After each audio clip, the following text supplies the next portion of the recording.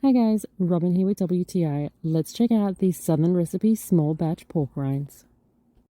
Firstly, I have to say these guys know how to season their pork rinds. Look at all that cracked pepper on there. I am a huge fan of pepper, and this definitely has a nice kick when you bite it.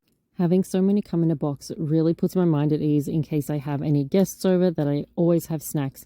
But the best part is the individual portion sizes, so it makes it super easy for me to just pop in my lunch bag and take it off to work. And I have shared them at work, and my coworkers love them too.